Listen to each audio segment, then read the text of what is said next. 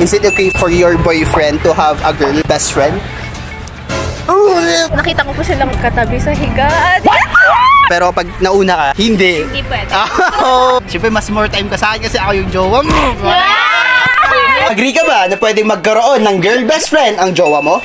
No. No, Kasi, bakit? Basta no. Basta no. Opo, okay lang. Okay lang. Okay lang. Since di naman po ako ganun selosa. Okay lang naman po. Dapat tapos na tayo sa toxic era na ano. Ay. Hindi. Bawal kang makipag sa iba. Personally naman po, I agree as long as may boundary. Tsaka clear po yung For me personally, I have no issue. Nasa trust issue lang naman. Trust issue. Trust issue! I trust whoever my partner is going to be. Depende kung may tiwala ka nun sa partner. Depende. Ako payag ako kung dun siya komportable.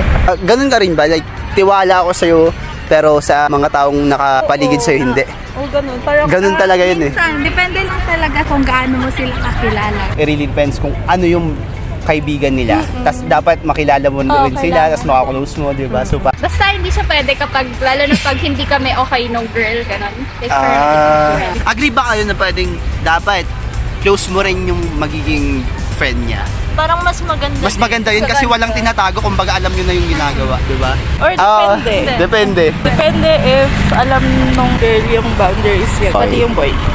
Depends po kung may boundaries yung guy. As long as may boundaries, ay lang para sa akin. Siyempre, minsan nakakaselos. Pero importante talaga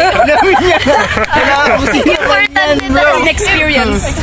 Agree ako kasi parang wala namang masama. I mean, meron kasing best friend na parang yung isa in love sa best friend niya. Uy. Pero yung isa hindi alam na Okay. in love. So, Oo. syempre, sa partner, magsiselos at magsiselos. okay lang naman Okay po. lang. Hindi ko naman siya pinipigilan makipag-friends sa Yeah. iba. Alam lang nila na friends lang talaga nila. Yeah. Hanggang dun lang. Hanggang dun lang. Kasi para mas nakakatawa pa ngayon na may girl best friend siya eh. Kasi parang sa isip ko, okay, hindi ako nasa in a relationship sa na lalaki na ayaw sa babae. Kumbaga parang na-appreciate nila kung ano talaga yung womanhood. Kaya meron silang friendship sa ibang girls. Mag-iisip talaga kami na hindi na siya fair or hindi na siya tama. Pag naging masyado na kayong very touchy or close. Yeah, close.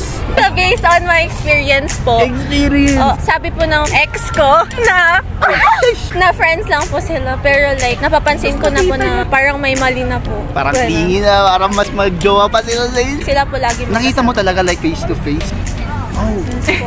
Nakita ko po silang katabi sa higaan. Kaya wala, hindi ko alam yun.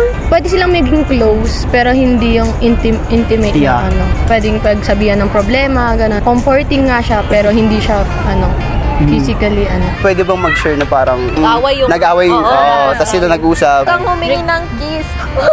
Mamaya yung best friend din nahalikan.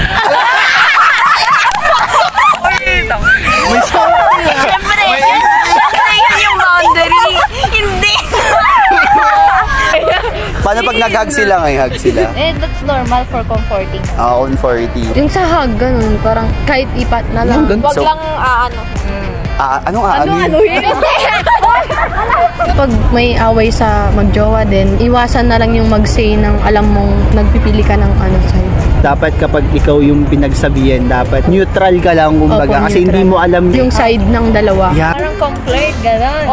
Conflict. Oh my gosh, oh my god, yeah. Kasi merong line for friends, merong line for girlfriend. Ah, merong okay. mga ginagawa ang friends. Para sa friends lang.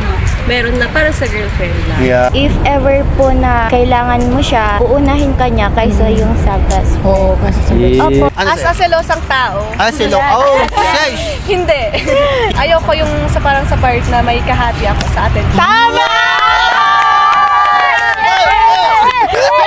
Mas magmamatter pa din dapat yung girlfriend mo kesa sa best friend mo. Hindi kasi baka sabihin kasi nila masyado akong manipulative. Ay, gano'n. oo. Uy, Hindi oo, kaya, bakit? Hindi kaya masyado akong tight sa kanya. Yeah. Kapag gusto kong akin ka lang gano'n. Yeah. Parang ang pangit naman. Parang ang obsessive naman. Yeah. Dapat tatlo lang yung babae sa buhay niya.